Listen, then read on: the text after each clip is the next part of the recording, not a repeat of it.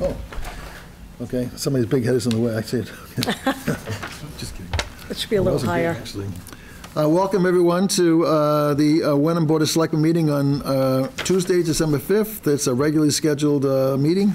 We're without one of our selectmen tonight, John Clemenzi, who's indisposed with certain work-related issues. He has to, they came up suddenly, and he has to attend to those. But, on the other hand, we welcome Catherine back from that. Thank you. Yes, and that, so it's just the two of us tonight. And we'll just punt back and forth here and see if we can get through it. We begin with a loose leaf collection update. Okay. So it looks like the DPW has almost completed their first pass of loose leaf collection. And are they still scheduled to begin a second pass on Thursday? This is breaking as of this afternoon. Okay. And there is a list of streets that are completed, which looks like, well, I guess all of them. The first round has been completed. They just, just Perkins Street is left, and the side streets in that neighborhood. Right. So they will continue to do that and continue to post updates on the website, I guess. And the next round is set to start on Thursday, yep. Thursday, weather permitting. Weather. Yeah, great. So that's all there is on that. You have a twofer, Catherine, and recycling bins available for purchase. Yeah, so John should really be here for this.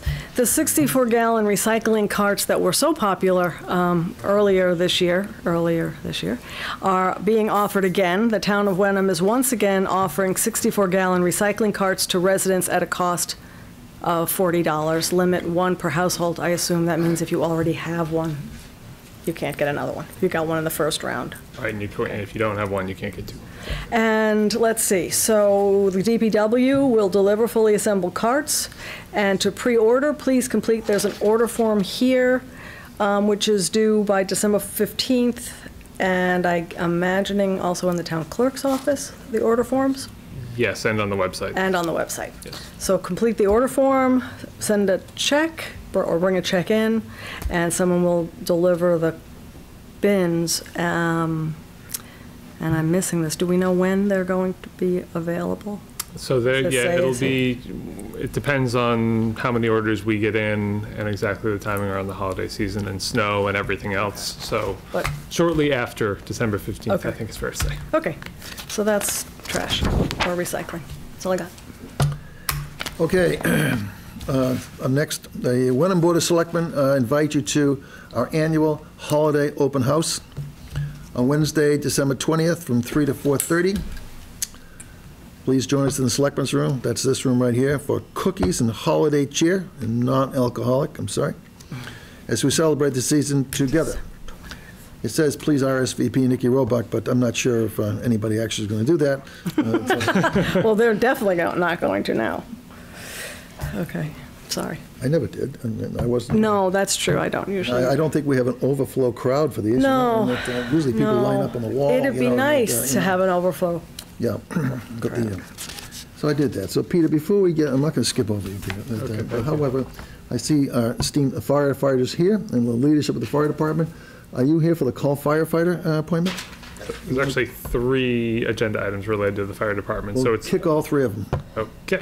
Okay, and I think that all 3 of them are mine. That's right. So, let's start with the firefighter appointment. We have a recommendation for a provisional. I don't know if it's a provisional appointment or an appointment of a provisional firefighter, but I'll let you speak to that, please, Steve. It's an appointment for a probationary firefighter. Probationary. Okay, I'm going to change that motion to Guess that. Again. You had 3 guesses. You only took 2. Well, I got yeah. Okay. So you have a recommendation? Yes, for Elizabeth McNeil. This is all contingent on completion of a quarry check and a physical at Quadrant. And Ms. McNeil comes to us as a certified firefighter 1-2, having worked as a full-time firefighter for the Vicksburg Fire Department in Mississippi. Oh, I was going to say. Elizabeth currently works as a certified EMT basic with Cataldo Ambulance, Atlantic Division, and her addition would bring our current staffing levels to 30. And we look forward for Elizabeth to join our department. Was she a member of the intern program? No. No. Oh. She just recently moved to, I believe, Wenham Line, Preston Place. Oh. and she'd be a big asset to the department. Great. She already works for the ambulance company. And, Yeah, it's good. This is good timing. yeah. Absolutely. How many female firefighters do you have? 2 right now. Yeah. This would make 3.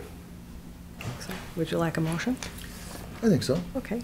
Now, I'm not sure whether I should include in the motion what Steve said about contingent upon.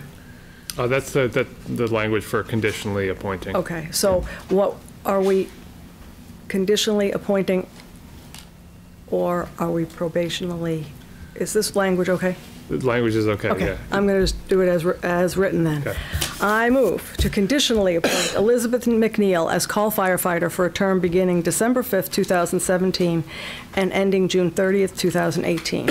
Second, do I hear any further discussion? Nope. Hearing none, all in favor? Aye, unanimously approved. Great. Thank you. Thank you. Thank her.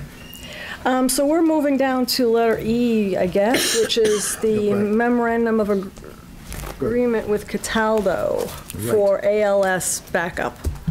I feel like we may have had this on an agenda before, and we needed to do a little bit more work. This was part of the work that needed to be done before we could approve the fee structure. Correct, yeah, we had the fee structure on the Right, agenda before, right. but then we needed to have this side letter of agreement squared away. Okay. I'll let somebody speak to what we're actually This is saying. basically just our agreement for having ALS provided to us from Cataldo. And it's, the way that it's worded, so we have obviously a 3-year contract relatively recently in September with Cataldo, but this specific element wasn't addressed at the time, and as we went through setting up the fee schedule, we realized that what most other fire-based EMS communities do is they negotiate with Cataldo for situations where Wenham Fire is basically the primary transport vehicle for an ALS call that you could, especially with Medicare, you can only bill either the town or Cataldo can bill. So in that situation, we would then bill at their rates, and then we would pay them the $400 that's spelled out in this side letter, and it doesn't supersede anything else in the other contract. Does it provide any financial advantage to us, or is this just a way to do the billing cleanly and It get it covered? No, it definitely provides an advantage to the town because we were initially talking about just a 10% administrative fee for these kind of calls.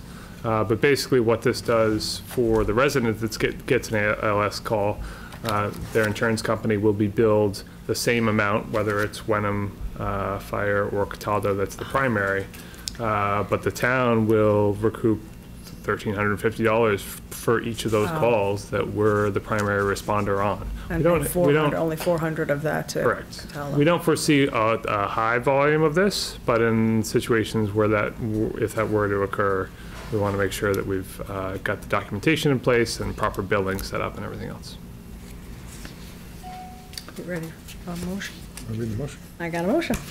I move to approve the proposed 3-year memorandum of understanding with Cataldo Ambulance Service, Inc., establishing payment procedures for ALS transports involving Wenham Fire Department response. Second, any further discussion? I could just make one addition there. You might not have gotten the updated motion because I'm the signatory on the contract. Oh, look, I have 2 motions. I have a different one in front of me, but I didn't want to knock the both Well, of them. but the one you have in front of you is, okay. Is it authorizing Peter Lombardi as town administrator? That's me, so I can sign They it. slipped the second one in on me. Okay, so I'm going to revise that motion. I keep doing this till we get it right. I move, it's tricky to have 2. I move to approve the proposed 3-year memorandum of understanding with Cataldo Ambulance Service, Inc., establishing payment procedures for ALS transports involving Wenham Fire Department response, and authorize Peter Lombardi as town administrator to execute the agreement. I think that's I'll correct. second it again. Another one. Any further discussion? Not for me, did we get it right, Peter? Yep. All in favor? Aye, unanimous. Okay, Thank you. great. Here, one more. One more, and This is the fee schedule, which I think, as I remember, we've seen before. Are there any changes that either of you would like to see? Because I've already looked at it last time. It was in the packet before, Right, but wasn't right. discussed or So voted on. it's the same. It's I should say, we did update this fee schedule to reflect the fact that we'll be billing at Cataldo's rates for ALS calls. Right. That's really the only change from what was initially proposed. And just kind of generally, also in the packet was the memo from then Chief Bob Blanchard to the selectmen when we were initially talking about rolling out this pilot program. And there's the pro forma assumed similar, not exactly the same, but a similar fee structure. So, you know, by adopting this fee structure, we anticipate somewhere on the same order of net revenues from the program. We'll have the one-year pilot, which I assume will follow closely with financials and know how we did versus our fees. Yeah, do you want to talk a little bit about going live and where you are in terms of readiness? Well, hopefully we're gonna go live January 2nd. Because of the new year, we didn't wanna have it on a holiday. You never know who's around. Yeah. So You we never know just what's gonna got happen on New Year's. all our medical procedures done for hepatitis and TB, and we're waiting word back on that. And now that we got the rate schedule, we can hopefully move forward a little quicker. And hopefully January 2nd will be the date. That's what we're planning on, so. Ready? So, I mean, I'm going to just double check and make sure I only have one for that. No double motion on this one. No. I move to adopt the proposed fee structure for fire-based basic life support emergency medical services for the duration of the one-year pilot program. Second that. Further discussion? Nope. Hear none? All in favor? Aye. Aye. Good going. You guys can go now. Okay, we did. Thank you. We got them all. Let me check them off. We're here, but we'll have to stay. Yeah, feel free. We'll check these off. Now we'll bring it back to Peter for our town administrator's update. Thank you. Good night. Back following the schedule that is in front of us. Okay, He thought I was going to so just pass over the Why would you think? just a note that for those in the viewing audience tonight, we might be a little clearer than we have been historically. Oh, no. All nights. HW Cam just in the past few days completed installation of full HD cameras. So we are live and in living color, Wow. streaming scary. and playback. Now, I have a question. A few minutes ago, there was a red light on up at that camera. Now there's no red light on. Why is that? I wonder? You're asking the wrong guy. Excuse me. I wear a lot of hats, not that one. It's the Pardon? live camera, there we go. That's the live camera, and it's that beca- one's not? And There was a red light on that camera up there And before. now, Now it's up there. Oh, Because I have different previews. previews. Like I gotta have different cameras on, but Okay. only one is a live shot. so I it's see. got the back of our heads. Is that the idea? So right now, which one is the live shot? Well, obviously, it must be this one because that one's, the red light's not on that one. that one, that corner. Oh, that's green now. Is that right? Wow. How do you know it's on? Now, Because you can see it. now well, I guess it's whatever picture is on the TV, maybe. That would be a good clue. That's it. Okay, We shall pass on this and go ahead. Yeah, Peter, and yeah. that- Trust me, it's live. good to know. And I We know it's presume, live. I just didn't know what the color meant on those cameras when it goes to red. That one up there.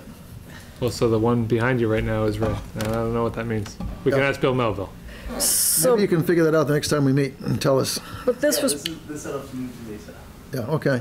so this was precipitated by the fact that we were having some technical problems. And we were scheduled to have this HD update anyway, but We it's were a little already- sooner, right? No, we were already, Or- this was as scheduled. Oh, This has okay. been scheduled for a number of months now. Okay. But we're the first location where they're upgrading our equipment. And it's a pretty significant investment. It's on the order of $75,000 of cost start to finish for everything, so. Cool. Yep. Okay. A couple other updates. You may have noticed that the playground at Pingree Park, all of the equipment, structures, material from Theme Concepts was delivered and assembled and installed last week. Some volunteers, some town staff, some of the vendors' staff, and so those are all up at this point. The synthetic fiber wood mulch is going in later this week, weather permitting. And so, you know, while we will still need to make some minor site improvements, aesthetics and that kind of thing, and we will have a formal rededication ceremony in the spring. We think it'll be open for residents this weekend, and if not this weekend, in the days following shortly thereafter. So I know it's the winter season, but project is substantially complete, and obviously a lot of people did a lot of work to turn it around as quickly as they did.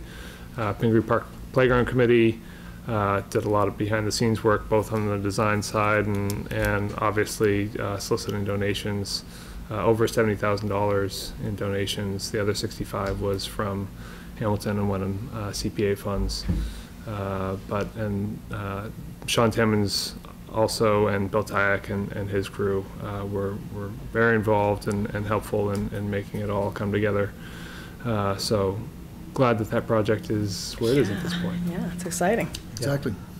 Resident survey, something we talked about a few months ago. Now we got $20,000 through the Community Compact Program, and have an RFP out to a number of different vendors, and expect bid submissions in the next week or so, December 18th. And we will then be working with a consultant to refine the scope of work and what that survey will look like, what it'll cover, and expect to have that done in the new year, and then a final report on the findings and presentation and everything before the end of the fiscal year. So that project is proceeding along. And then another update on Main Street traffic signal that we've talked about off and on for the past few years. MassDOT did, you may have noticed, there were the traffic counters, all of the key intersections in the downtown area. So we were approved for this next phase of work, which is technically called the Functional Design Report. It's really a comprehensive operational and safety analysis of the corridor. And as a reminder, they're looking again at Cherry, Monument, and Arbor Street Friend Court. Those are the three intersections that they're evaluating. And basically, the outcome of this particular phase of work is they're going to tell us, based on traffic counts and turning volumes and accident data and all of that, whether a signal is warranted, and if it is, at which of the three locations it'll be located, and some preliminary design of what the layout of the intersection would be proposed. The town would have to, at the end of this process, assuming they are recommending a signal, we would have to then fund the 25% design piece. But we would at least have an idea of where it is and what generally it would look like. So it's a long process working with MassDOT, but we thankfully are moving on to this next phase. And I know it's been obviously an issue that's been identified as a priority to try to address this year.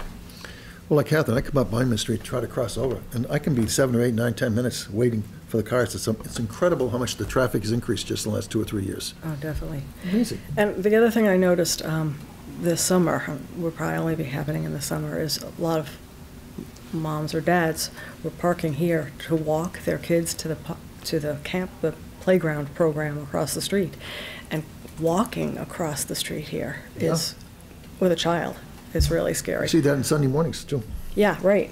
So, but it doesn't, from what you said, it doesn't sound like we're really going to have much say about which one of those intersections. It's difficult because 1A, Main Street is 1A, which is a state road. So they're going to recommend. Yeah, the indications at this point are that it would probably be Cherry Street, but that's just preliminary at this point. And we'll have to see what the recommendation is back and see if it's really something that the town, could support for any variety of reasons. But that. Great. Well, I'm glad it's moving along. It's been a while, as you said. Yep. That's Okay. it. That's it, okay. Speaking of problems, and that every time I come up 97, speaking to Harry on the phone, for example, that I go through a dead zone, and that Oh, cell signal in West Wenham? Cell signal is weak in West Wenham? it's non-existent for Yeah. about a mile, and that prior to the 97 market, and that it's just annoying, because I'm usually on a conference call. And so have other people complained about that? So that's something we've talked about off and get- on in my time here. No specific or new complaints. I think it's just a known fact that there's. How do we get it fixed? So I have had meetings in the past few weeks with a potential cell tower vendor, just very preliminary at this point. And one of the issues in West Wenham in particular is that if you look at the overlay district that we have in our bylaws and the map for the parcels that are identified in that, there aren't a lot in West Wenham, and there aren't a lot that have good elevations. How about that playground, the West Wenham playground? That is one potential location, but that would have its own difficulties. So the other challenge in West Wenham, honestly, is that the runways from Beverly Airport, there's basically very strict limitations on structures that can be within those those zones. And so part of the analysis that we've asked this vendor to do is to provide us a map of West Wenham with an overlay of where, according to the FAA, we couldn't ever construct a cell tower. And there are also, there is at least one potential municipally owned parcel that they've had some preliminary interest in, and they're doing an RF study for that site to see if there really is feasibility for it. So, Well, nice to see it get fixed, and I'm sure I'm not the only one who experiences that. Everyone has a cell phone these days. I'll look forward to hearing more on that. Okay, let's see. Next, we have the annual liquor license renewals, Fresh Foods folks are here now. and that you want to explain why we can't vote Oh, on it. thanks, sure. So, You didn't like the food, was it last Thursday night? No, it has nothing to do with Fresh Foods, but as you know, I would need to recuse myself from this vote because I'm on the board of the WVIS. And we have a difficult situation tonight because one of our members, John, was unable to be here. So we do not have a quorum that is eligible to vote on your liquor license. That's the only thing that I'm aware of. It seems like all the documentation is here. I could just look at it, glance at it, but again, I couldn't vote.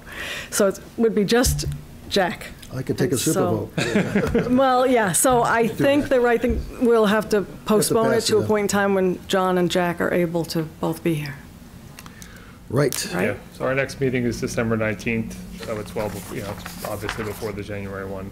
So you'll inform us accordingly. What's that? You'll inform us accordingly. Yeah, this was late breaking news this afternoon in terms of John's lack of availability, and so I'll. We understand. Okay, thank you, Chris. Anybody here from Grassy Roots? Jenny actually was booked with another catering job tonight, and she understood if there were any outstanding questions from the board, could certainly try to make it to the December 19th meeting, but everything in the packet is in order in terms of her application. I'm prepared to go forward on this, are you? I just have one question, which I think I know the answer to. But the last time, I guess when we issued the license was the last time this was before us, there were some Board of Health requirements that she was required to meet. And Right, and right. I'm assuming that those have all been met. I mean, she's got a approval in here. Yeah, and actually, in the packet are letters from, Yeah. looking back at the motion from February 21st, when her initial license was approved.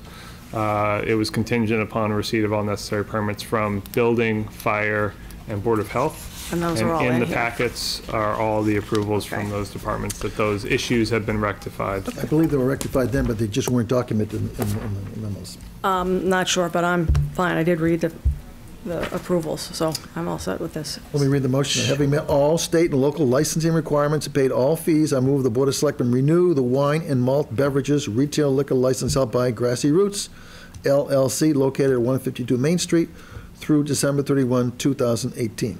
Second. Further discussion? Nope. All in favor? Aye. Congratulations. And we have one more here. 97 Market, yes. I see somebody here. Yep, Albert. Albert, you want to come up? Be brave. Albert comes up every year. So this is the annual renewal as well. Let me read the motion before we have any discussion. Having met all state and local licensing requirements and paid all fees, I move the Board of Selectmen renew a wine and malt beverages retail liquor license held by 97 Market, Inc., located at 143 Topsfield Road through December 31, 2018. Second. Second. Anybody in the audience want to comment on this, other than you, Albert? Anybody against this? Hearing none? I did not get any calls or any complaints, and I don't think the town has either. So- No, and there's no issues. Obviously, the police department's signed Right. off the liquor agent, so. Further discussion? Nope. All in favor? Aye. Good speech. You can go back. Thank you. Thanks, Al. With your new name. Last time you were before us, you were changing the name, right? Yeah, 97 97 Market, Yeah. so, great. Thank you. Welcome. Good luck. Okay, zipping through this stuff. Let's see. We won't be zipping in a minute, but let's see. Get all those. Another one-day liquor license. Okay. This is me again. Yeah, the We have car a one-day dealers. liquor license, number D. You're going to wait to do the car dealer? Let's do the liquor Okay. license. I just want to get them all Get- away. get liquor In case out of there's the somebody way. here. Okay. We have a one-day liquor license for Kathleen Feldman for the Keith Feldman 70th birthday party. Anybody from the Feldmans here, by the way? I guess not. At the Wenham Museum, Saturday, December 16th, from 4 to 7. I want to say all are welcome, but that's not true. You need an invitation for this one. And that, let me see if I can. I move the Board of Selectmen approve a one-day wine and malt beverages liquor license for Kathleen Feldman for the Keith Feldman 70th birthday party to be held at the Wenham Museum, 132 Main Street, from 4 to 7 p.m. on Saturday, December 16th, 2017. Second. Any further discussion? Hearing none, all in favor? Aye. Good. Aye. Well, we got 3 out of 4 of the liquor licenses done. Yeah. All right. And now where are we going? Well, let's see, I want to make sure, and now we go back to the used cars. Okay. I believe we hit everything else up to that point. Yep. We have Burnett's Garage first. Oh, yeah. Anybody here from Burnett's Garage? Yep. Great. Come on up. Let's see. Is that me or you? It's you. That's me. I got lucky me. Okay. We have, let me just read the motion, have a discussion. Welcome, by the way. Thanks. Welcome.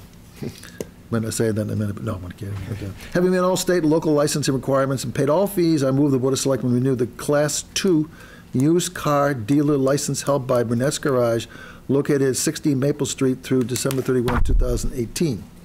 We have a long checklist here of annual renewal, application, license to buy and sell, criminal offender information, the Corey thing, proof of workman's comp, et cetera, et cetera, et cetera. It looks like everything in here is complete. Is that right? Yes. So I will second the motion, but I'm going to ask the question that I ask all the time in case there's something that isn't in our packet. Again, I have not heard any complaints, and it doesn't appear from anything that in our packet that there have been any issues or complaints at Burnett's. And I don't know, we've had some discussions about standardizing the licenses relative to dates and hours and cars and vehicles, but this one is not affected by any of that. So the one question that has come up is, and it could potentially apply to all the licenses, is are there any, is it mainly Class D vehicles that you're working on? No. No. No. So which class vehicle is? Someone's going to have to tell us what a Class D vehicle is. It's a standard passenger vehicle. Oh, okay. Oh, Yeah. yeah. Yep. Okay. So there's, the board has the option to limit sales to specific classes of vehicles if it wanted to. They haven't historically, but you can. And so that was just, I think, a question that had come up. And so we're just curious to know whether you generally just did work on passenger vehicles or Yes. motorcycles? Yep. No motorcycles. No just motorcycles. Passenger vehicles. Okay. And no trucks or heavy-duty vehicles or anything like that? Not heavy duty. Okay. Yeah. So bear with me for a second, because While you're looking, anyone in the audience have anything to, any contrary opinion about whether the board should vote favorably on this? Seeing none, go ahead, Catherine. okay, so this is what I'm looking for. So the license itself, as we print it, talks about a used car dealer for Class 2 to buy and sell secondhand motor vehicles. What exactly is a Class 2 vehicle? Class 2 is for used cars. Is used cars. Right, But we don't define here What cars are? what cars are. Yep. I'm not saying that's necessarily something we have to do now, but I do think it's something that we should think about in the, going forward, just so that there's a little clarity about what these licenses, all of them, standardize and what they actually are for. What classifies What class a of, what, vehicle? yeah, what's a vehicle? And that was one thing that I had checked with town council on, and they had said that as the local licensing authority, the board has discretion to place limitations within certain vehicle classes for any or all of these licenses. Separately and individually? Correct. Okay. So, Well, if we choose to make changes collectively at the board, we should at least inform the people who have the licenses of what type of changes or proposals we have, so they don't come here all surprised. Well, that's absolutely right. That's why I said I don't think proposing a change for tonight, but in looking through these, it's not completely clear. And having had some questions about this. On the other hand, no one's complaining either, so that... Not in this case, no. Further discussion? No. All in favor? Aye, congratulations. Thanks. Thank you. Right. Ooh. Okay. Mr. Fallon?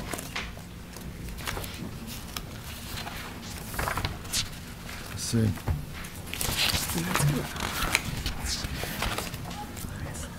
Right with you. So they got the right tab.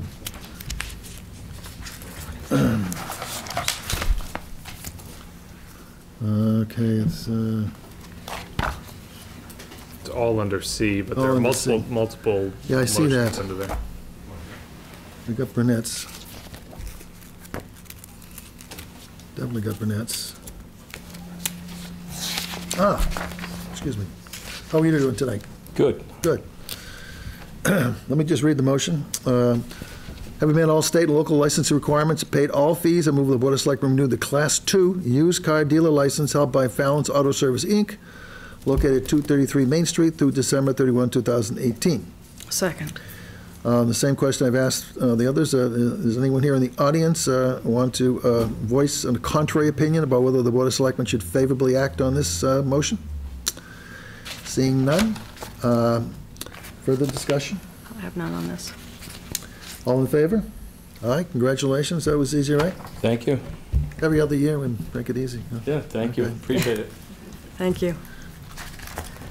Hope for not too much snow this year so you can have room for the cars. Okay, now, okay. Last but not least, we have Freeman's Garage, 34 Arbor Street. Let me get to that one. Mr. Freeman, how are you tonight? Come on up here, if you would please do so. Okay, so that, how are you tonight? Good. So this is not going to be quite as easy as the others, and that we have been informed, I guess tonight, before the meeting, that there's been a couple of complaints that we've received, we being the two selectmen here, I suppose Peter, and that, quite frankly, we haven't had a chance to even read them and try to understand whether or not any of these two complaints, which, by the way, has Mr. Freeman been given the ability to review these complaints? No, but they are in the packet. They're redacted in the packet, and I can certainly give them a copy. I think it is, right. This is, you know, we should do that. So we're going to have to, license doesn't take effect till next January, right? January 1. Okay, so we have plenty of time to act. Well, not plenty of time.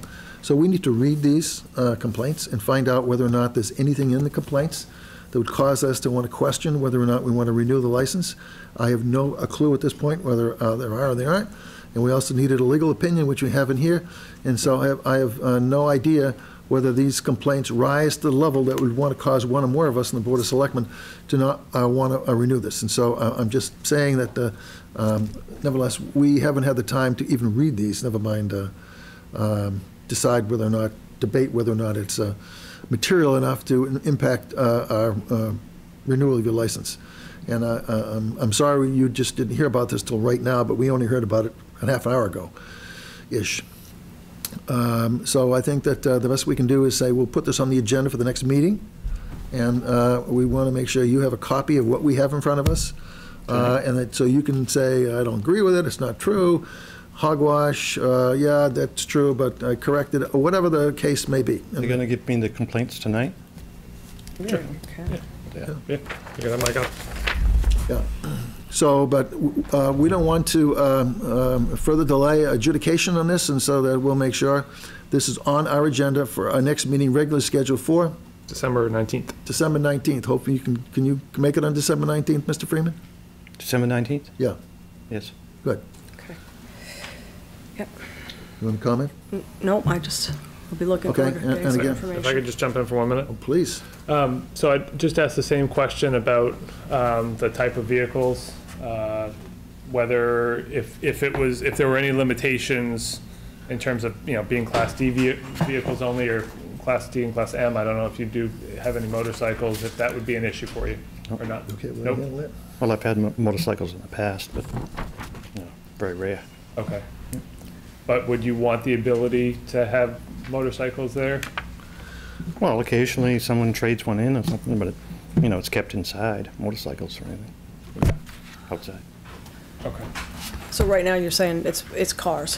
You know, at this moment, you're basically dealing with cars. Yes. And Yes. you might get an occasional motorcycle, an so occasional you'd like to motorcycle. have the ability to keep that flexibility in Yeah. the license. So I know Charlie Brett, you know, the building inspector, when he went out for his annual tour of each of the facilities, he had mentioned that you had a school bus, I think, is one of the vehicles you have now.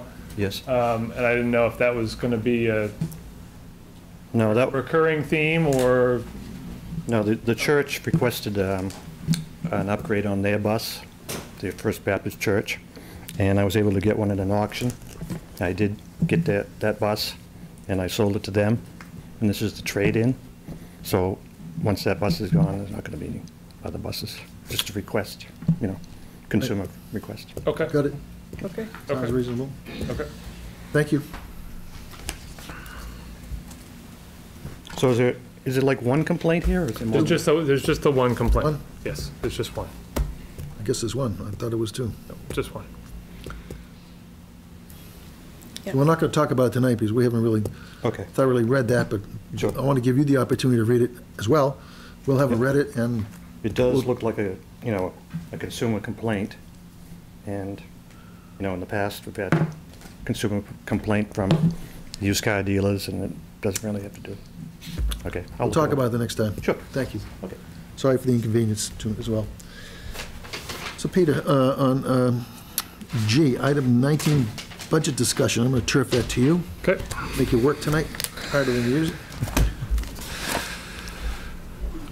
Okay, so the last time there was a formal extended discussion about the budget at a selectmen's meeting was actually the joint meeting with the Finance Committee on October 10th. And at that point, we were looking at being about $630,000 over our levy limit based on the town department head budgets that had been submitted.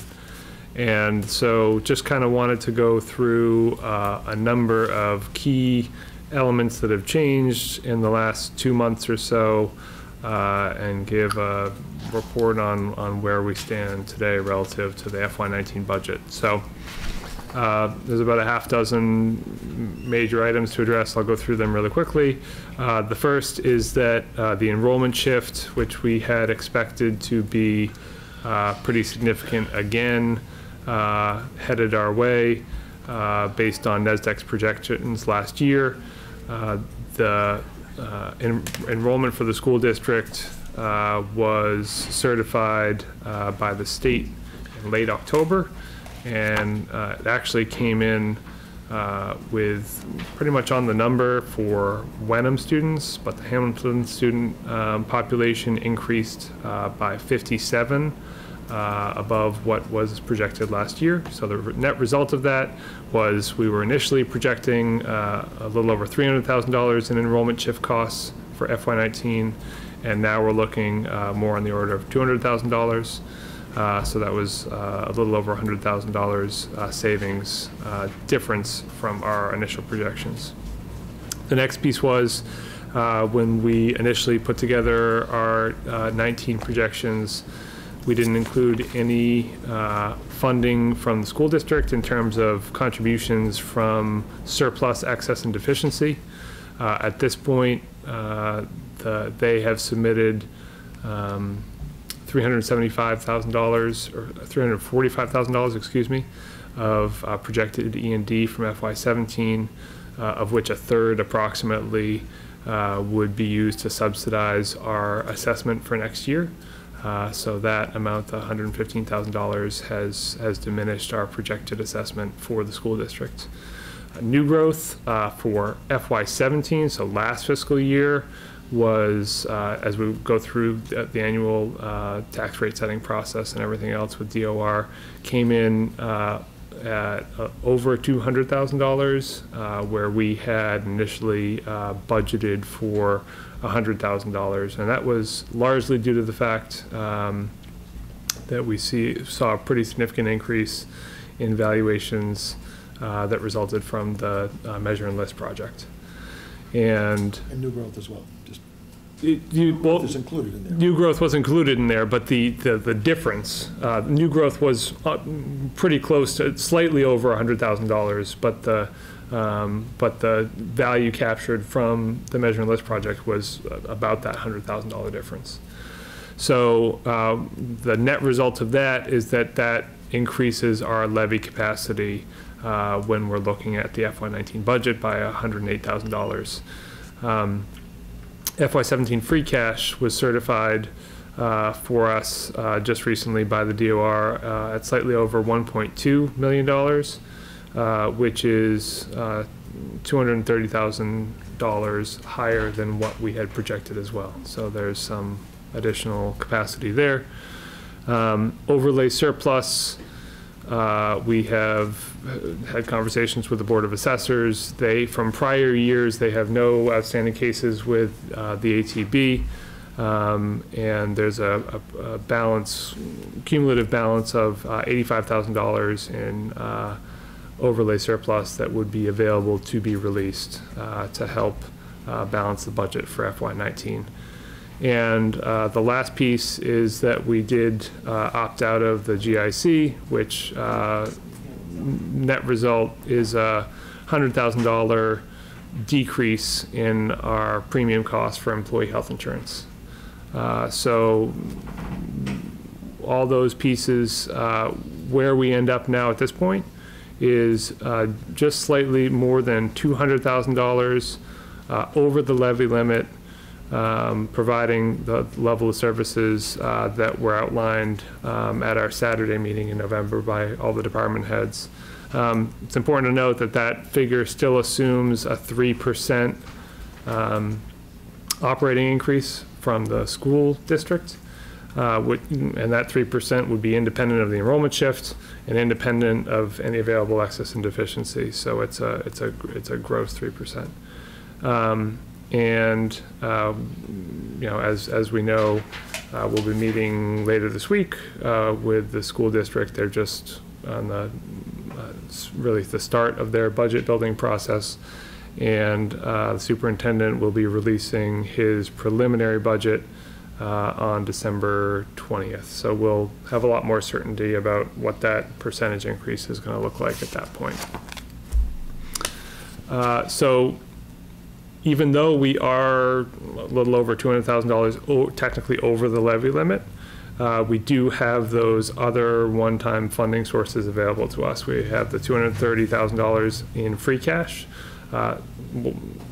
above the $1 million. So of the $1 million, $750,000 is still assumed on the revenue side to help build the budget. And then we have, according to our financial policies, a $250,000 minimum free cash balance that we don't touch. So that would leave the $232,000 in free cash and the $85,000 in overlay surplus, which, if you remember last year when we were in a somewhat similar situation, we pulled our capital needs and OPEB contribution out of the operating budget, funded it with this one-time revenue, and we're able to come in under the levy limit with a balanced budget.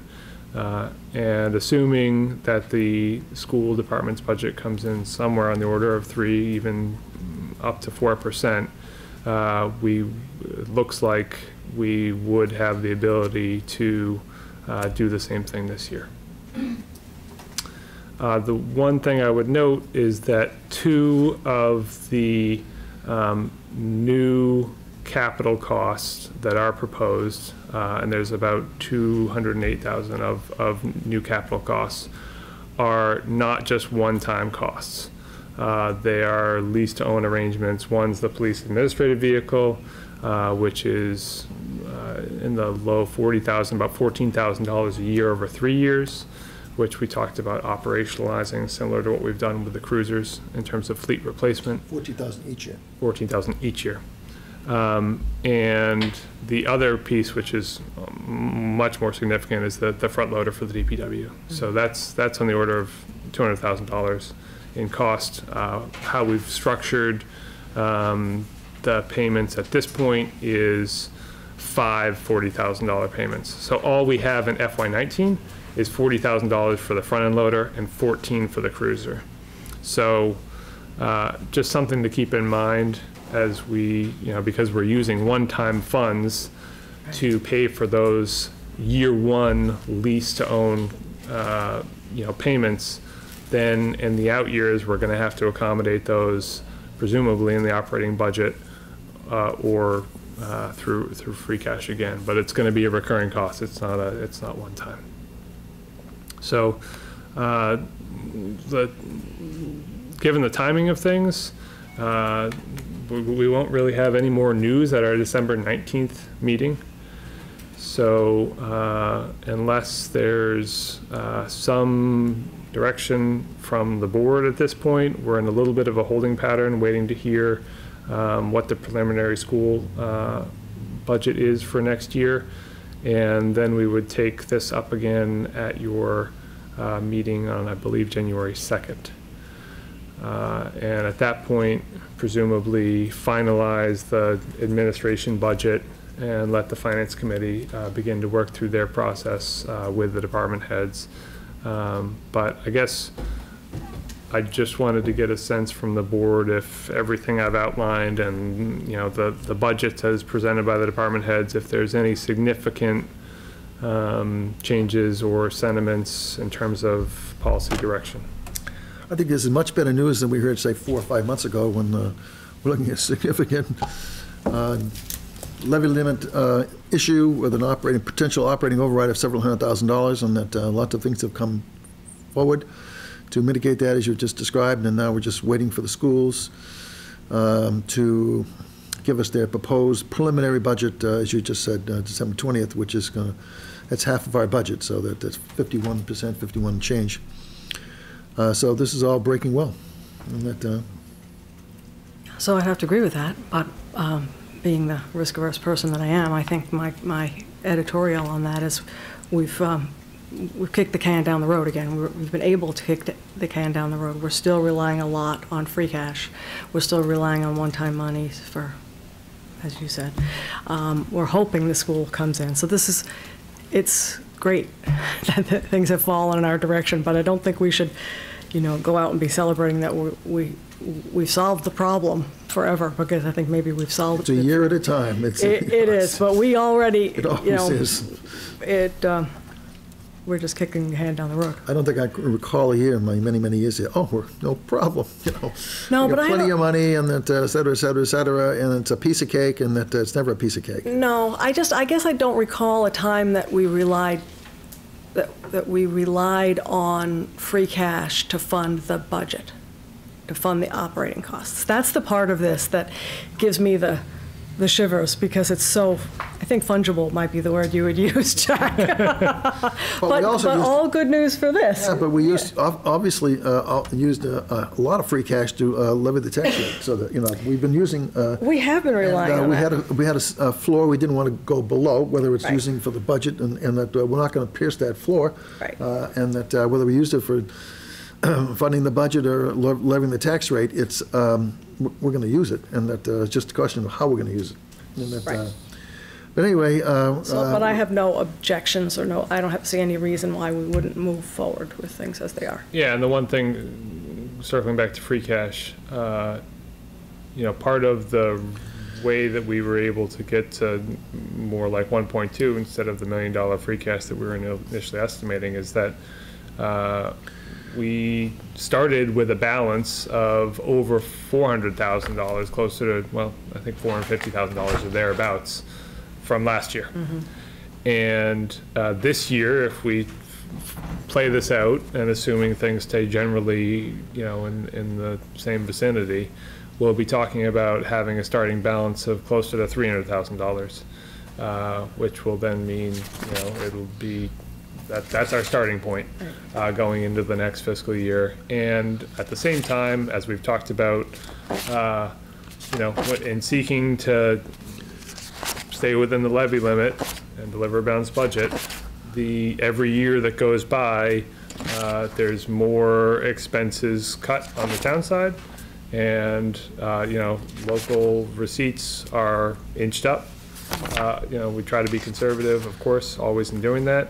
But the net result of that is that your free cash will incrementally decrease over time. We saw a peak last year, FY16, of free cash, and at that time we said I would expect the trend to be coming down. It's coming down, and I would expect that to continue going forward. So if that available free cash pool is shrinking, and we're still as reliant on it to balance the budget as opposed to reduce the levy or the tax rate, then we will, I guess to your point, at some point have a reckoning. I mean, The good news is the major driver has been, as we've talked about ad nauseum, has been the enrollment shift. Right.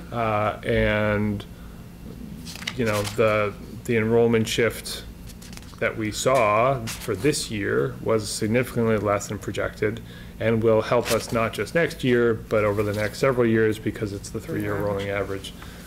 So depending on what happens next year, we could see some real significant relief on the enrollment shift piece, which has been the major driver. It's been, over $1 million over 4 fiscal years, which has taken most of our available capacity. So I guess only just one last quick comment. Although even though the numbers change, as we know they do, from the time that you do your early, this is what we think is going to happen, was that like August? In this case, the numbers have changed in our favor. I still am very appreciative of having that August preview of what we think we might be coming up against, even though things may change, because they could change for the good or the bad, but we at least have a sense of maybe worst-case scenario. So I would like us to continue to be able to do that in the future. And even August to October was really the part of the process where we worked with the department heads on, you know, their proposed budgets, and we were able to reduce our the amount that we were over the levy limit by $100,000 going through that, and we, you know, realistically probably wouldn't have if we didn't have the context that we did going into the start of the budget process. Right. Okay. Okay, so, thank you, Peter. Thank you. So the other piece in terms of the FY19 budget Oh, yeah. is the opinion from K&P regarding the Oh, presentation yes, of the yes. school budget. Yes, So very interesting. What was that guy in Lafayette? You know, the very interesting.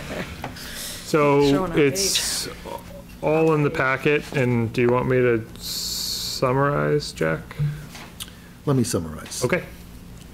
I'm going to really give it, so there's been some debate over the years about what the town, or the finance, this is a finance presentation of their recommendations to the town meeting, and what number do we need to include in there if indeed there's an issue in terms of override or whatever, and that the bottom line is, in a lengthy opinion from our lawyers, town council, that just as we had done in the past, but not the recent past, the town has the right to basically put in its recommendation to the budget that the town feels in there, regardless of whether that matches what the regional school district wants or not.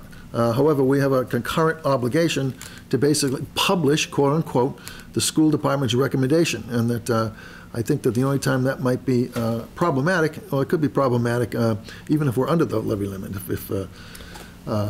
Yeah, so I'll add a couple I'm not done. points. Okay, sorry. And that, Good, because So I was this- waiting to hear something. well, we've gone back and forth, and that 3 or 4 years ago, for half a dozen years, we published the schools number and felt we had to do that in terms of in the warrant book itself, warrant article number 1. That's not our obligation according to K&P, and that absent a disagreement about this regional school budget, this is academic. It's only going to come to fore when our town or Hamilton, our town anyways, so for us, believes that the number is different, our recommendation is different, and presumably lower, but different, than what the regional school district wants us to include in warrant article number 1. And that this is a roadmap in case there's a disagreement, which I've been asking for quite some time, in anticipation of having a problem. Based on Peter's summarization of our budget status a few minutes ago, it doesn't look like we're going to have a problem, but nevertheless, we need this in our back pocket. Great. And we also need to basically share this with the regional school district as well as the town of Hamilton, to say, here you go, this is our town council's opinion, read it, and if you disagree, please so advise. And so that we're not necessarily saying because our town council has issued that's the last word on this, maybe the last word, but the school department has their own legal counsel, so does the town of Hamilton, and that we are looking to, at least, in my opinion, see if we can reconcile the views, and so we're all on the same page, whether it's this year or some subsequent year where we have a fiscal disagreement about how much money we're including. And I'm done. So I have a question, if I might. Sure. A nuanced question. This is all very, my head spins a little bit even now. I think the opinion says, as you said, that we have an obligation to present the entire budget, school budget, in our warrant. That it does not have to be in Article 1, Right. but it has to be presented. Right. But I think it also says that the school district needs to have its opportunity to defend the entire budget, and that we need to vote on the entire budget, even if it's not in Article 1. So if we can't fit the whole budget under the levy limit, we still have to have some way of presenting the balance, right? Right, so And one then- way, Peter and I discussed this, one way we could have Article 1 and Article 2. Article 1 perhaps would be our recommendation, which might be less than what the school is recommending. Article 2 would be the full amount the school is Right, recommending. okay. There are other ways to doing it, that's just an example. We have to give the voters a chance to basically do that, but it doesn't necessarily want to pollute our warrant article number 1. Right, it doesn't And that, have to all be in one at the expense of other things that might be in correct. Article 1. Right. So that was the question that came up. Right. Is if we were in a situation where we were looking at a significant, being significantly over the levy limit, and we're talking about an operating override, that if the school budget came in wherever it did, and we were, on the order of $500,000 over our levy limit, that we wouldn't necessarily have to, all of that amount that was over the levy limit wouldn't necessarily have to be a town operating override. That it could be apportioned as the selectmen determined.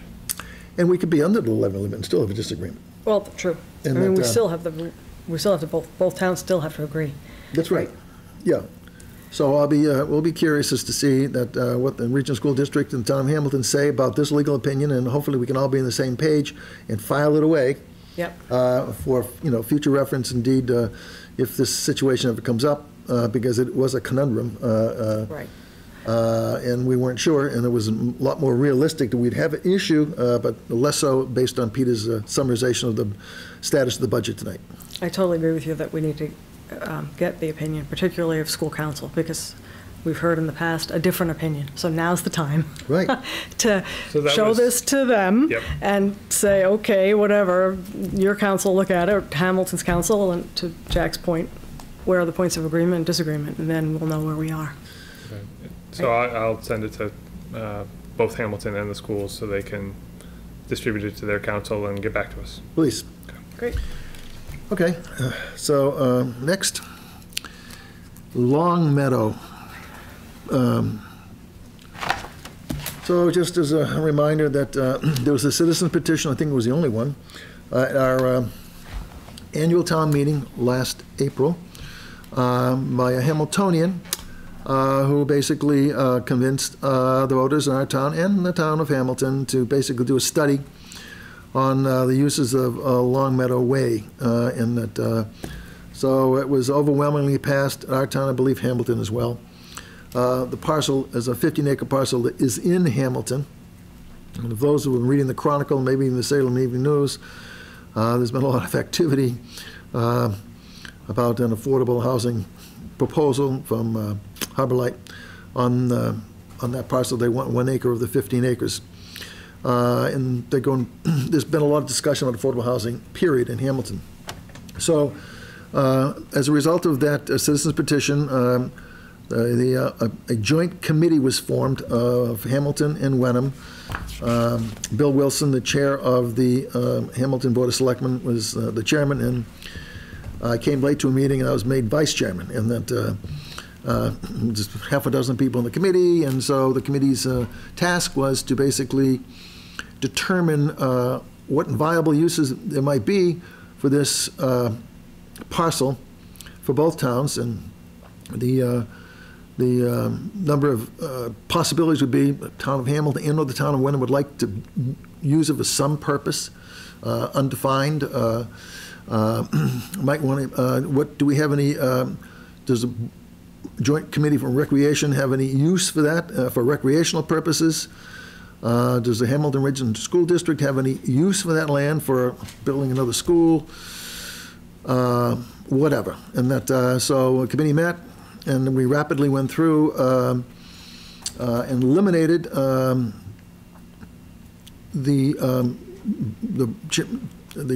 Sean Timmons came and basically said after a meeting with the rec board has no interest in that property. They believe that their turf field proposal would be sufficient for the playing fields in the future, and they don't have any other use for that. Both the town of Hamilton and the town of Wenham separately decided that no, we can't think of any use that we would want to put that.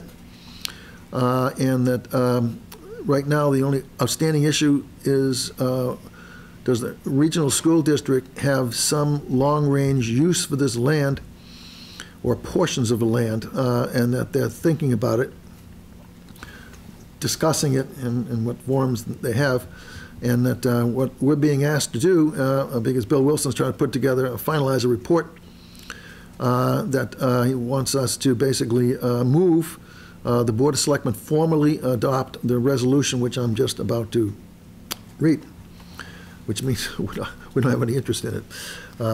So I move the Board of Selectmen declares that the town of Wenham has no known or anticipated municipal uses for the Long Meadow Way property currently being evaluated by the study committee, which is what I just mentioned, and defers any potential uses that would be of interest or benefit to Wenham residents to those identified by the Joint Recreation Committee and/or the Hamilton-Wenham Regional School Committee.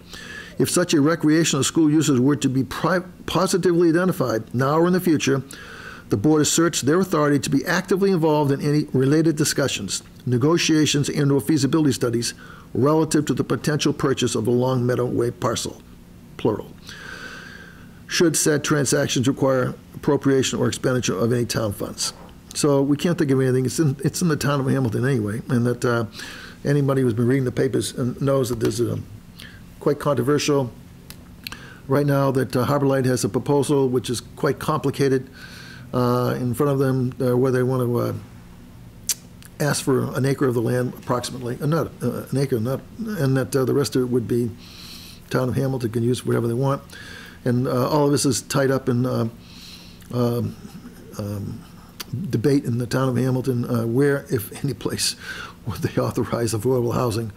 So whatever, but that's nothing to do with the town of Wenham at this point. So that's the long-winded explanation, and that I'm done. Okay. Do you have any questions? I have a couple of comments, as you might imagine. You want to second that motion? But I will second the motion so that we can discuss it. It was close.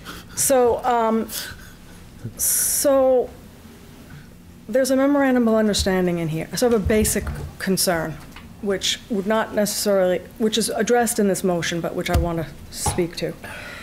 So the town of Hamilton and the school district have had a meeting, and there's a memorandum of understanding being proposed that would allow the school district to potentially own a portion of the land subsequent to blah, blah, blah, blah, blah. Well, as far as I'm concerned, the memorandum of understanding in its principle is flawed, because the school district, that memorandum does not even mention Wenham at all, and the school district cannot own any piece of property that Wenham doesn't, pony up its share for. So I don't really know why they're discussing that, but whether we had whether there's a need for it, or if the school district should decide, or if someone should decide that the school district can buy that piece of property, great, but they can't do it without us. Right. Right?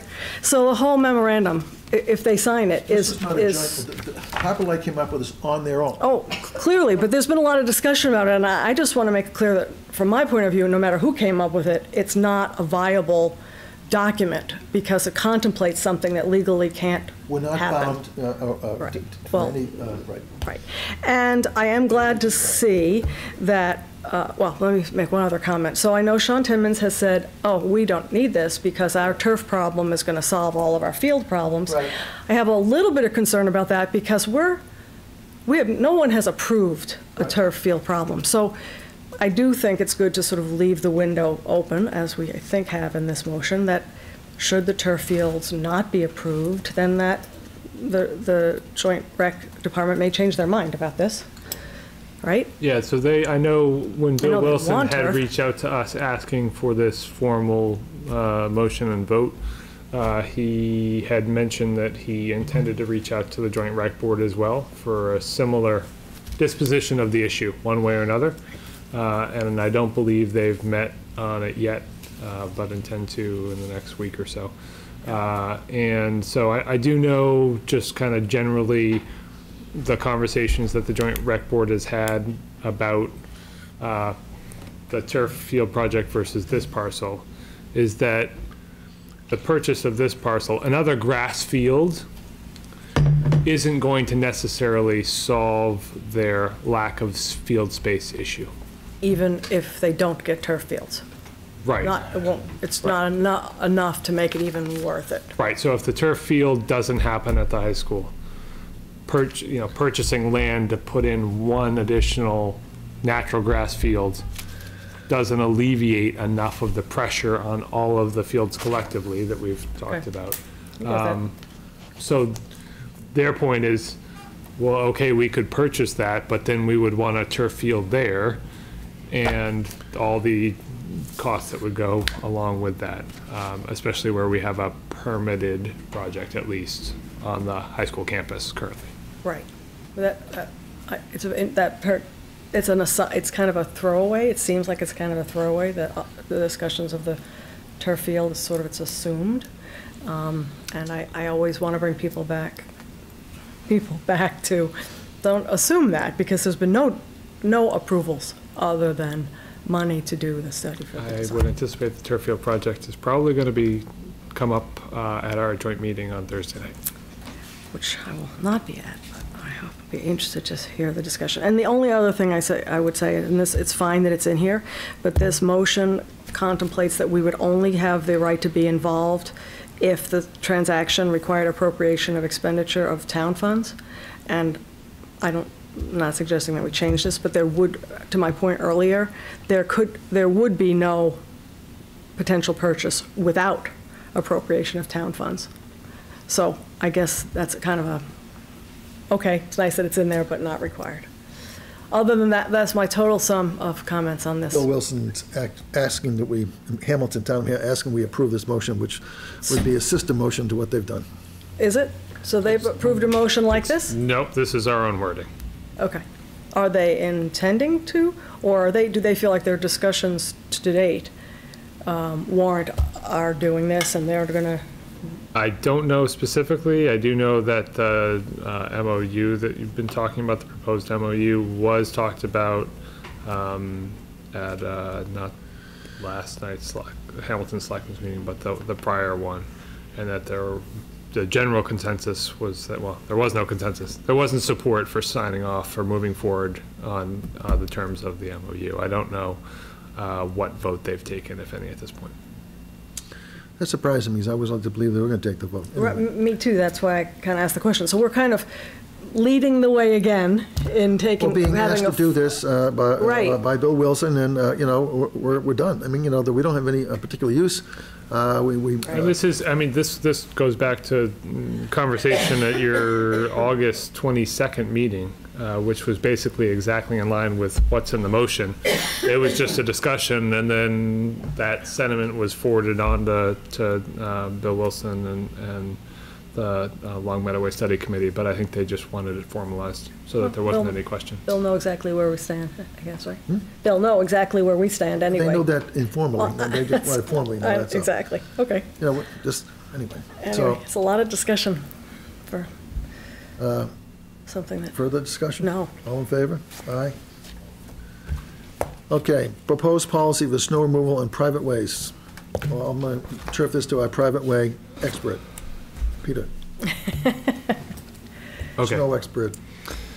So have we talked about this 3 times, I believe, so yeah. far? There've been different iterations, iterations of of people. committee members, and it was John and I, then Jack and John, and now Jack and I. there we go. But I don't think the information has changed since the last meeting that I missed.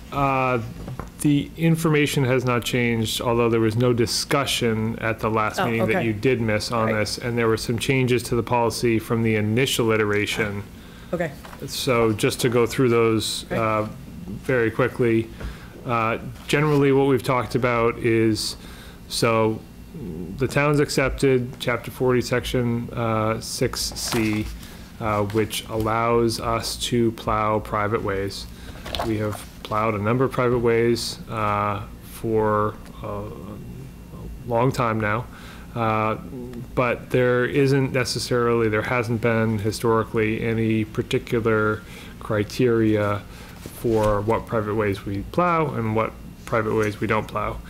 We got a request a couple months ago now from the residents on Middlewood Drive asking for the town to plow their private way.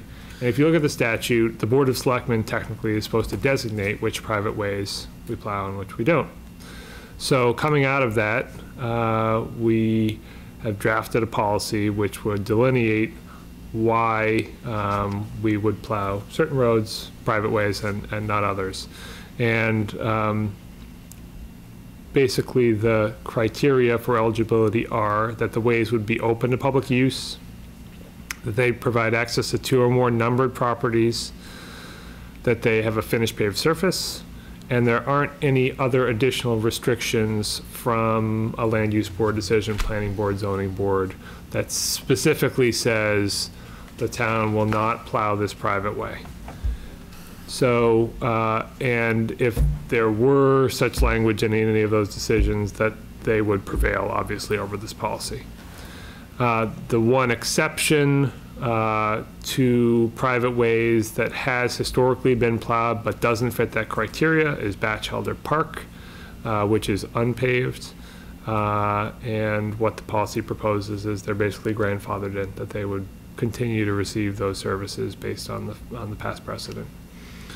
It does give the caveat that, as Jack's talked about a number of times, we'll make our best efforts to plow these private ways, but public ways have to take precedence, especially when we have a major snowfall, and we aren't taking responsibility for salting and sanding of roadways, for hauling away of any snow, or plowing sidewalks on private ways.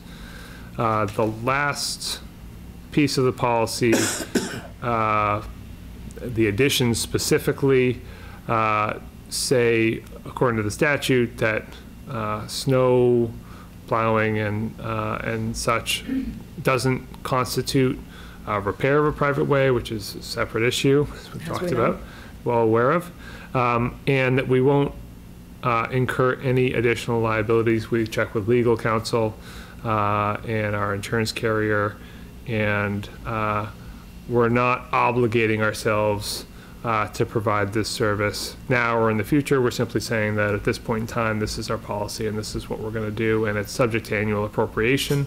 If the costs become prohibitive, we could amend the policy and not provide this service going forward.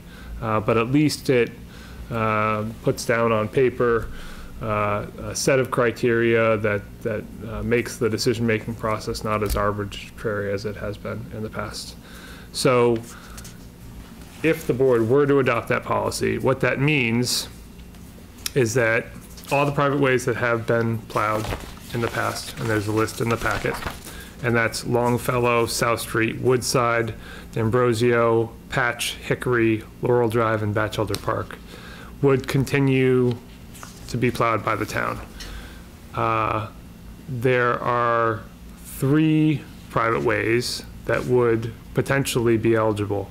And I'll touch on the last 2 first. Toppin Lane and Nathaniel Circle essentially would be eligible and would have their streets plowed by the town if they, I think we talked about reaching out to those residents, asking for their input. If a majority express that they would like to receive those services, then we would do that. If they don't, then they can continue hiring a private contractor to do so.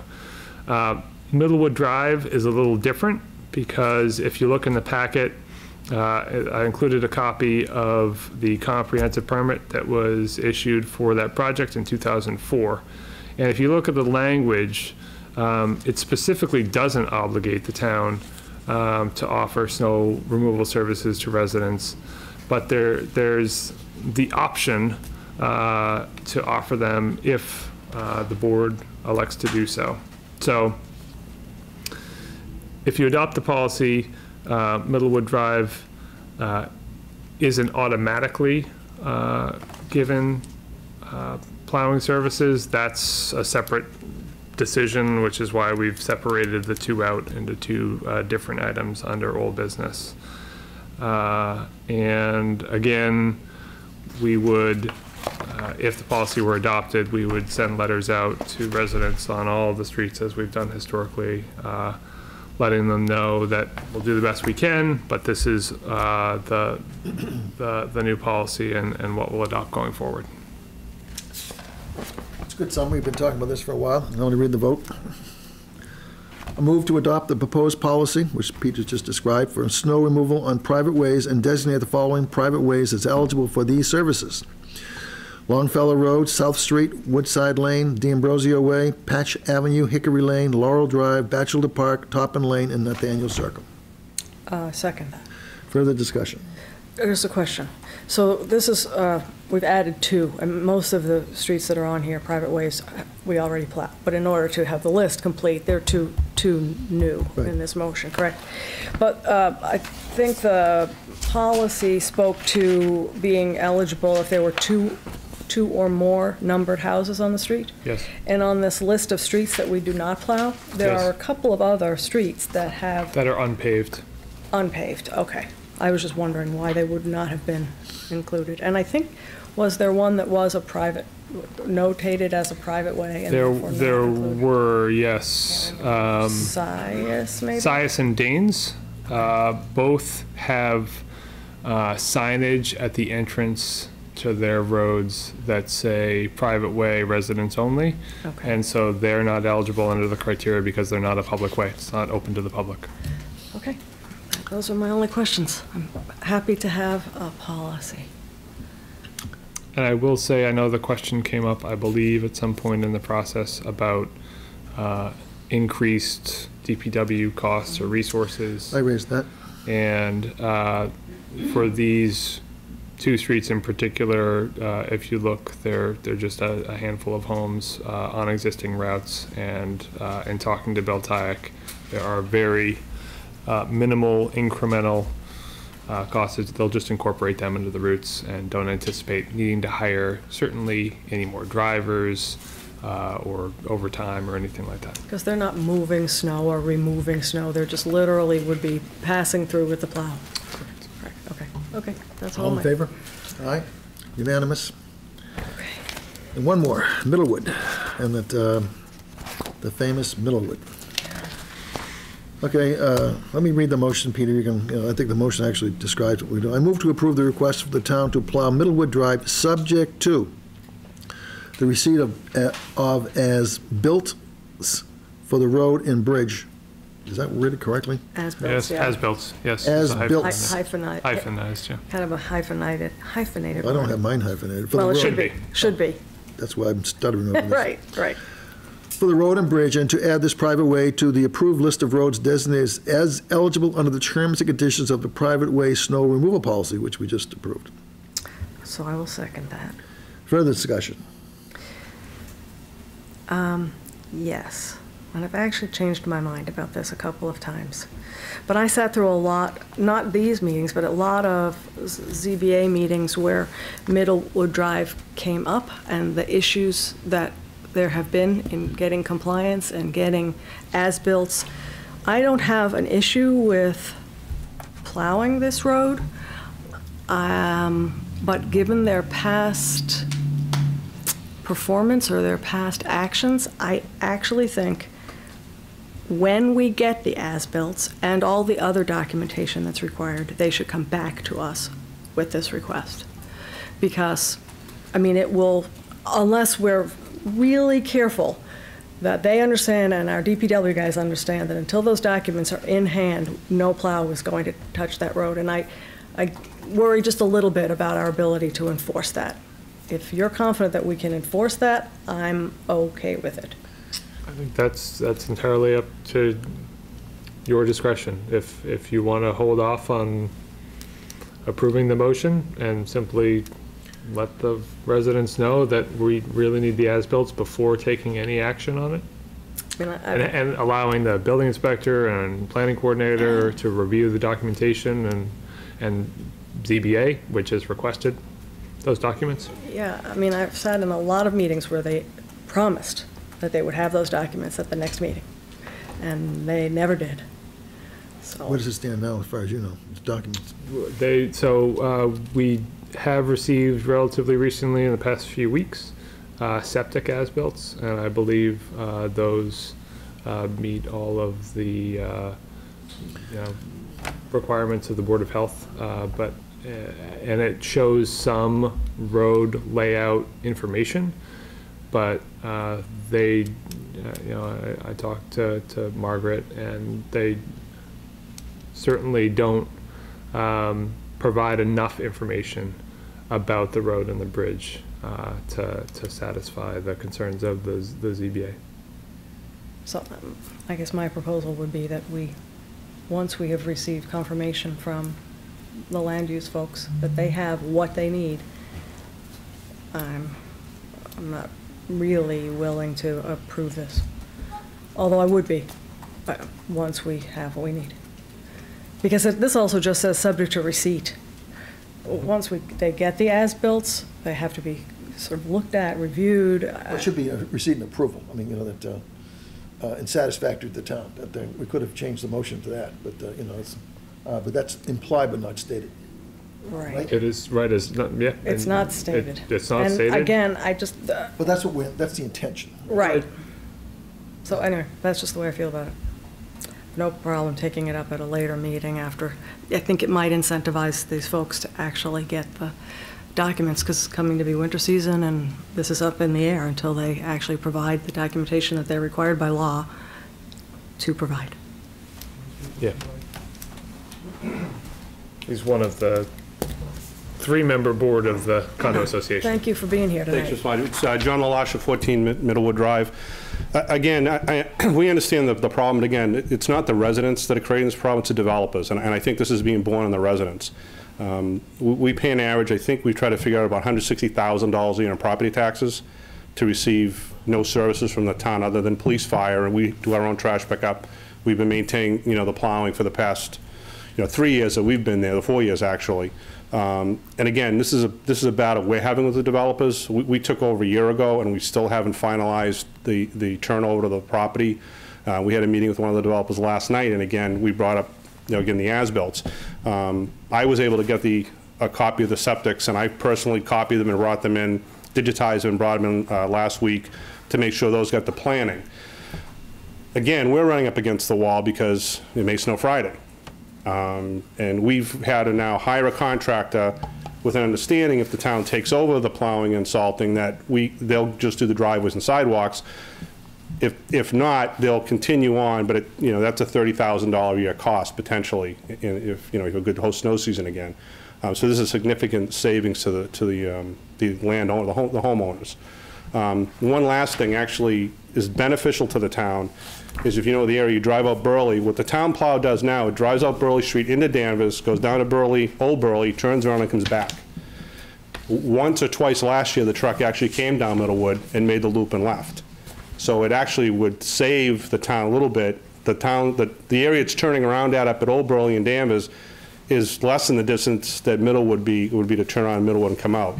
The police department, the fire department are there all the time, patrolling and doing drivers training, and the buses used to deliver, I should say, the buses used to pick up and drop off, but there's been a change where they go to the top of the street. So the town has been using the road. It is open to the public. People from the other neighborhoods walk their dogs and come down there. So we fit those criteria, and we understand the dilemma of the as-built and all that, but again, we don't want the homeowners to be held somewhat hostage or held responsible for the failures of the developers. I understand that. You did say, though, something which I want to be sure we're clear about. If this were to be approved, this is plowing. Yes. Not plowing and salting, just plowing, correct? Are any other private ways salted? Some are and some aren't. It depends what the route is, and basically it's what we say in the policy is we're not obligated to. It depends on the circumstance. We're saying that we will plow your street, but we won't necessarily plow sidewalks or salt. We understand that, yes. Yeah. I guess I don't know what other leverage thank you, I guess, because through this and your hard work, we've at least gotten some of the as-bills. So in some ways, I guess I'm saying, keep up the good work. Maybe you can get us the as-bills for the street. I don't know what other leverage we could possibly have. Yeah, the building inspector is holding the last two certificates of occupancy. That's the only other leverage that the town has at this point. So There's one of the units it's in purchase and sale right now. They're going to try to close. But again, we're not even prepared to give them a 6D yet. Okay. Thank you. Okay, thank you. What do you think, Jack? I'm a little on the fence. Pardon me? I'm a little on the fence. I understand both points of view. I think it's, they're caught in twixt and between. What are the odds that the as-built, let's say magically, we receive the as-built tomorrow? What are the odds that we would find them unsatisfactory? I mean, you can drive down the road and see it. Yeah, I wouldn't want to speculate on that. I think the request is outstanding not as a procedural issue. It is because there are certain folks who have concerns about the construction of the road and the bridge in terms of what was laid out, what was approved, and what was actually put in place. But how would that affect snow plowing? Let's say it's true that the as-built is not as planned, described, or proposed, or whatever. What is that going to do with plowing the road? I think, I mean, one of the reasons why it's a private way and couldn't be laid out as a public way was because of site constraints that led to, I believe, more slope and narrower access at the bridge, which was concerning to the fire department. So I think it's information that is material to public safety concerns that were raised at the time. And so I think would be helpful to the town. I can't say specifically what would be in them that would prompt a change and whether the DPW would plow them or not. But I think it's been an outstanding concern for a number of years now. So I understand why we want the as-built, but on the other hand, DPW can look at this, yeah, I can plow that road, no problem. I mean, or it's a problem, I mean, one or the other. I mean, or maybe, I don't know, we'll do the best we can, regardless of whether the as-built drawings comport to the proposed drawings. I mean, it's a, tire goes, no problem, or there's a problem, or I'll do the best I can, or it's a little tight, but yeah, I can make it. And that, because some of these other streets you mentioned here are pretty narrow. Yeah, plowing is more art than science. More art than science, and so I understand why we need to insist on getting the as-built. I'm not sure whether it's fair to hold up the snow plowing because of the developers' reticence and reluctance to turn over the, so,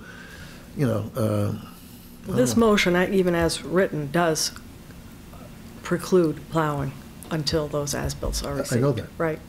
So, I guess I'm just, just like you said, contemporaneous. I Right. think it's there's an unfairness here. If the resident's doing everything they can, and the developer, I suppose that you don't have to sue the guy, right, or the developer, huh? Eventually.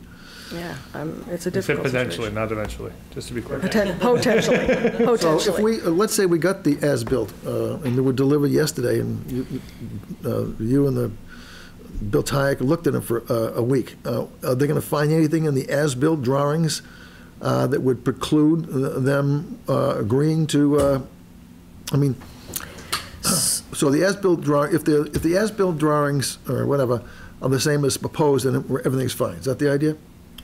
Yeah, I mean, I think, so to provide some context, the town just got a public records request for an outstanding legal case for abutters to this project on over the Danvers line. They were impacted by stormwater runoff during a storm and early on in the construction of this process. So stormwater runoff is similarly so. I can't say with any certainty one way or another if something would come back in the as-built that would cause the town to say, no, we don't want to touch this for whatever reason, liability reason or otherwise. Okay, I have a, let me follow up. Okay. So, I hear you. But before we, next time we talk about this, I like Bill Tyack's opinion of the lack of difficulty or difficulty his troops plowing Middlewood. Whether this is going to be, no, not a problem. Yeah, it's a little, on a scale of, does he visualize, whether there's ad-built drawings are the same as proposed or whatever, does he visualize any issues plowing this? Yeah, I mean, so we have talked to Bill. I know the residents on Middlewood Drive have talked to Bill. I've talked to Bill.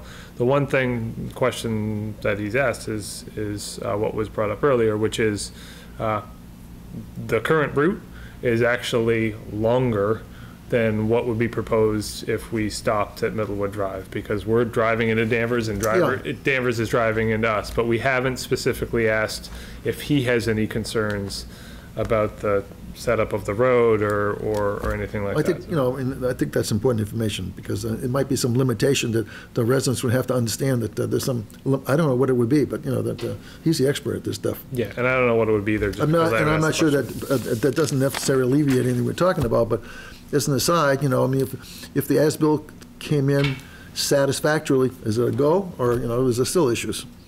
According to this, there's no issues.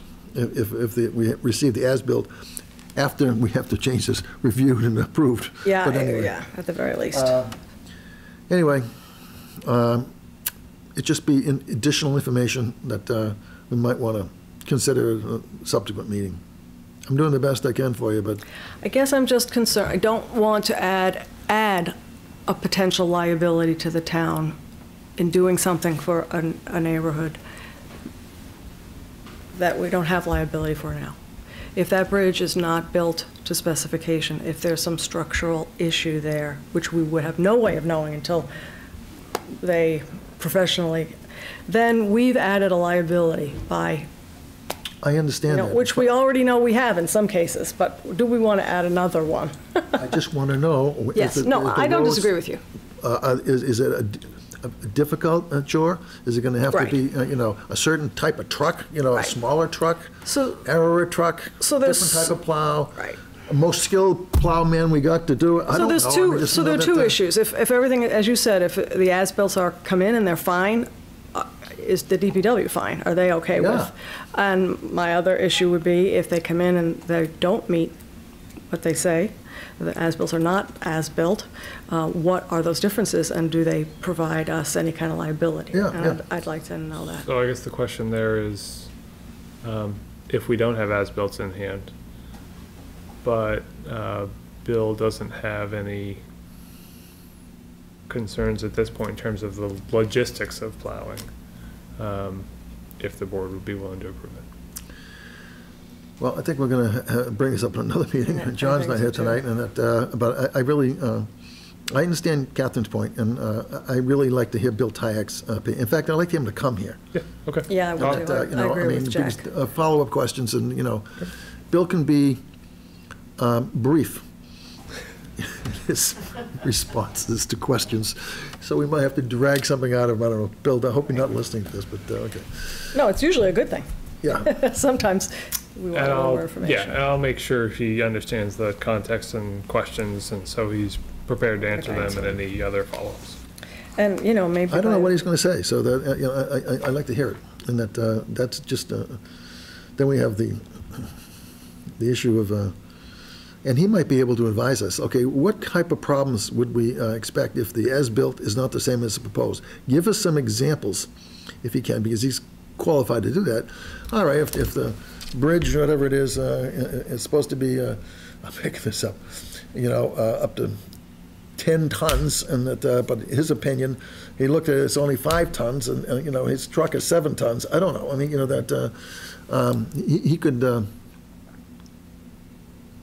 Is he the right? opine on this and educate us as to, you know, what is the likelihood of an issue.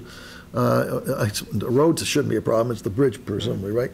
So what potential is there that if the bridge wasn't built to specs, and by the way, are the specs for the bridge still okay, whether or not that they were built or not? And that he might say, you know what, yeah, they built the bridge as designed, and but it's still inadequate for some of my, I don't know what he's going to say. So that all of this is, I think, is relevant information to do it. Yep, and any other information you could get from an expert who might contemplate what the differences could be and what they would worry about. The peer reviewer is still under contract, so we can talk to him as well. I have a feeling that he's already thought about this. Okay. We'll see what we can do. Okay, now we're going to the minutes, the most exciting part of the meeting. So, do you want me to make these motions? Sure. I move to approve the Board of Selectmen meeting minutes of, and I will confess, I'm going to assume these were in here. September 5th, 2017, October 3rd, 2017, October 17th, 2017, just flipping, sorry, and November 4th, 2017, November 7th. 2017. The 4th was a budget meeting. I'll second that. Okay. All in favor? Aye. And is that? Yep, I moved, do we adjourn? No, Oh, we wait. have Move a, anyway.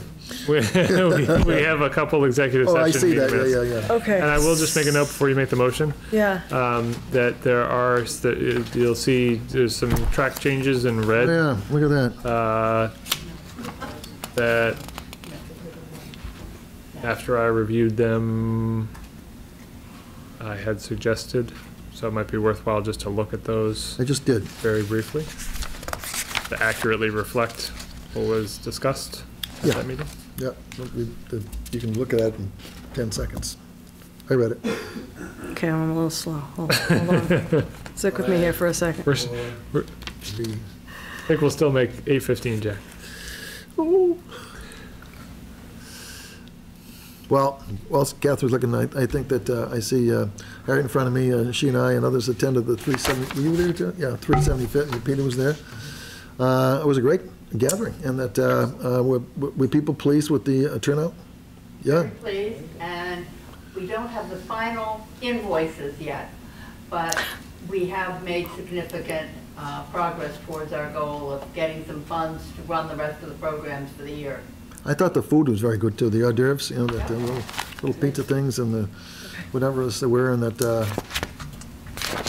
and of course, the police presence was welcome too. The captain looked totally bored for 2 hours walking around. I offered him a drink. Low man on the totem pole. I offered him Yeah. a drink facetiously, but you know, It's good to have him walking around. Yeah, not a Well, not a rowdy Visibility crowd. is good for him. it's like a sore thumb. You know, when do you know? I mean, you know.